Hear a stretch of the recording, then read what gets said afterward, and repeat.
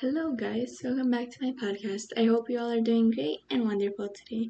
So, today we will be diving into the stories that shape the digital world we live in, and in this episode, we will be talking about one of the most magnificent events in the history of cybersecurity, the Morse worm.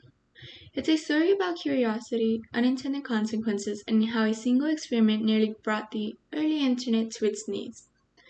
So, for my forensic science or CSI class, we did a lesson about hacking and decoding. For this assignment, we had to use different techniques of decoding and hacking to be able to decipher these certain numbers into words using cryptogram website.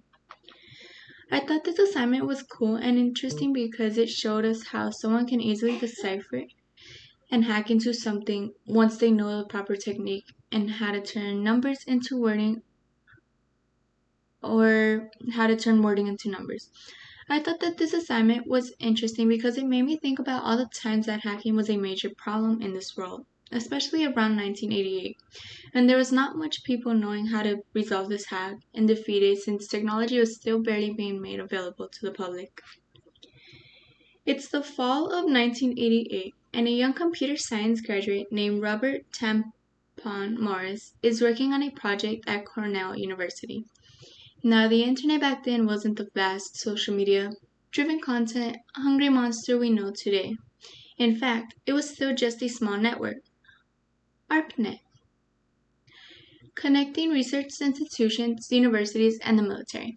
But Morris, like many in the early days of computing, saw its potential to connect the world in ways we couldn't even imagine yet. Morris had an idea. He wanted to write a program, something simple, an experiment to map out the vulnerabilities in this growing network. It was meant to be harmless, just a tool to explore how computers communicated with each other over the internet. But as you might guess, things didn't go according to plan. Morris's program, which he called a worm, was designed to spread across machines on the ARPANET. But here's where things took an unexpected turn. Instead of just replicating itself once on each computer, the worm had a flaw. If it encountered a machine it could infect, it would not only replicate itself, but also keep running, creating multiple instances of itself on that machine. And because of that, systems started to slow down a lot. In some cases, they even crashed. And so on November 2nd, 1988, Robert Morris unknowingly unleashed the first internet epidemic. The worm spread quickly, infecting about 6,000 computers, roughly 10% of the entire ARPANET at the time. By the end of the day, it wasn't malicious in traditional sense. It wasn't trying to steal information or cause destruction, but its replication mechanism overwhelmed the systems it infected, causing computers to slow down and sometimes completely crash. Now, to put it into perspective, this was 1988, and computers were much less powerful today than they are today. The worms was like a virus on a modern computer, but there was no antivirus software or system in place to deal with it. And the worm didn't just affect one type of system. It exploited several vulnerabilities in different operating systems, including Unix, which was widely used at the time. For universities and research institutions that depended on the ARPANET for communication was a nightmare. Systems had to be shut down and rebooted, and some even had to be completely wiped clean to remove the worm, but even then it would keep coming back, thanks to the flaw in its design. And here's the kicker. Robert Morris didn't mean for any of this to happen. His goal had never been to cause harm. He later said that the worm was supposed to be a simple experiment to gauge the size of the internet and its vulnerabilities. In his mind, it was a harmless bit of code, but the results, well, they were anything but harmless. Morris's worm became one of the first major wake-up calls about the importance of computer security in an increasingly interconnected world. But the consequences weren't just technical. They were legal too. The US government took notice. After the worm's widespread disruption, Morris was charged with violating the Computer Fraud and Abuse Act. It was one of the it was one of the first cases to bring attention to cybercrime, and Morris became a symbol of blurred lines between research and intended harm. In 1990, he was convicted. His sentence was a fine of $10,000 for 100 hours of community service and probation. But here's the twist. Despite the chaos the worm caused, Morris's career didn't end there. In fact, it flourished. He went on to co-found Y Combinator, one of Silicon Valley's most influential startup incubators, and became a professor at MIT. Morris became a highly respected figure in the tech world, and he's often pointed to as someone who learned from his mistakes. But even more important than Morris's personal story was the lasting impact the worm had on the world of cybersecurity. The Morris worm was a wake-up call, a reminder of just how vulnerable networks were and still are. In response to the attack, the government established the first Computer Emergency Response Team, or CERT, to help coordinate responses to future threats. The worm also marked the beginning of a new era in internet security, where institutions and companies began to take the idea of cybersecurity seriously.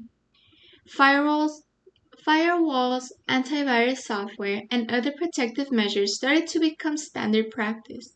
And just as importantly, it taught the world that the internet wasn't just a tool for research. It was an ecosystem that could be disrupted in unexpected and potentially dangerous ways. So, what the world learned about Morris Worm was that the best intentions can go awry in a highly connected world. But more importantly, it set the stage for cybersecurity field we know today. The worm, though disastrous, that continue to protect our online world. As for Robert Morris, he's often seen as a cautionary figure in the world of cybersecurity. But as the field has evolved, so has our understanding of both potential and the risks of technology. Another story that happened as of today is the PIH Health Hospital's ransomware attack. It was just past midnight when the first signs of trouble started. Dr. Emily Hayes, a physician at PIH Health Hospital in Downey, sat at her desk in the quiet emergency room, reviewing patient charts on her computer. Suddenly, the screen froze. A message flashed across it. Your files have been encrypted. Pay 100 Bitcoin to restore access. Confused and alarmed, she rebooted the system, thinking it was some kind of glitch. But when the computer came back online, it displayed the same message. The hospital's network had been compromised. Within minutes, the alarms started ringing across the hospital. Nurses and IT staff hurried to the main server room, but they already knew what had happened. The entire PIH staff health network, spanning multiple hospitals and clinics across Los Angeles, had been hit with a ransomware attack. In the bustling command center at PIH Health corporate office, Alex Garcia, the chief information security officer, was already on the phone with law enforcement. This is a full-on cyber attack, he muttered to his team, his voice tightly with urgency. Get our systems isolated. Start disconnecting from the network. It was a nightmare scenario that had been warned about for years, but had always seemed like something that had happened to someone else. Other hospitals, other companies, but now it was PIH Health's turn. The attackers, believed to be a part of a well-known cybercrime group, has infiltrated the hospital system networks through a vulnerable entry point. Once inside, they spread like wildfire, encrypting critical files, locking down access to patient data, and bringing crucial systems to a halt. Electronic health records, billing systems, medical imaging, everything was frozen. Emergency surgeries were being delayed. Nurses couldn't access patient histories. Lab results were lost. The hospital's operation ground to a halt. What do we do? People's lives are at stake, Dr. Hayes said, pacing outside the ER. Her phone buzzed with an incoming text. It was from her colleague, Dr. Raj Patel. I can't get into the diagnostic system. No X-ray results, no patient records. We need to make decisions fast. Dr. Hayes responded quickly, telling him to rely on manual records were possible and make decisions based on the data they still had access to. But the uncertainty was eating at her. In an environment where decisions could mean life or death, a single wrong more could have devastating consequences. Meanwhile, back at headquarters, Alex and his team were racing against the clock. The ransom demanded was a staggering 100 Bitcoin, equivalent to nearly $5 million. The attackers had given the hospital 48 hours to comply or the files would be permanently destroyed. Alex's hand shook as he read the message. The pressure was mounting, not just from the attackers but from the hospital administrators and government agencies as well. He knew that paying the ransom was a risky decision. It could encourage more attacks in the future, and there was no guarantee the criminals would even release the data. But without access to patient records, the hospital couldn't function, and lives were at risk. What's our backup situation? Alex asked his IT team. Backups are in place, but they're isolated. One of the techs replied. They could be compromised too if we reconnect the networks. Then we wait. We don't pay a dime, Alex said. We'll try to restore from backup and rebuild what we can. The next several hours were a blur.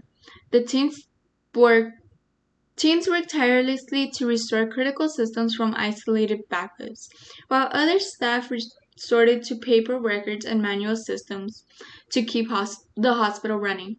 It was chaotic, stressful, and deeply frustrating. By the time the sun rose, Dr. Hayes and the rest of the hospital staff were operating in survival mode. Emergency surgeries were carried out using whatever information they could gather, often relying on memory and the most basic details. In the ER, every moment counted. Then, in early afternoon, Alex received some unexpected news. They had made a breakthrough. A team of cyber forensic experts working with law enforcement had found a way to access and decrypt a portion of the hospital's data. It wasn't a full recovery, but it was enough to give the hospital staff a fighting chance. We're not out of the woods yet, said Alex in a briefing with hospital leadership, but we're going to get through this. The attack lasted several days, with full recovery taking weeks. However, thanks to the tireless efforts of the IT team, law enforcement, and healthcare professionals, PIH Health was able to restore most of its operations without paying the ransom. Despite the hospital's resilience, the attack left scars. PIH Health was forced to evaluate its cybersecurity protocols, increase its investment in cyber defense, and train all staff of security best practices.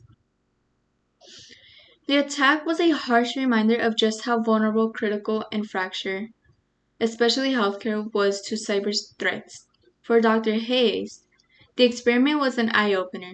We deal with life and death situations every day, but this was different, she said. This was a fight for survival on a whole new level, and it's one of the far from over. PIH Health was ultimately able to rebuild and strengthen its cybersecurity defenses, but the attack was a stark reminder that in the digital age, the threats were evolving faster than anyone could anticipate. Hospitals, like all organizations, would have to stay vigilant, because in the world of ransomware, it wasn't a matter of if you'd be targeted, but when. And for those on the front lines of healthcare, the only thing more unpredictable than a cyber attack was the next patient in need of urgent care. So that is the end of this episode. I hope you guys enjoy, and thank you for listening to my podcast again.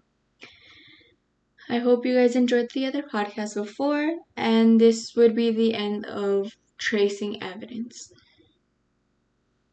Bye.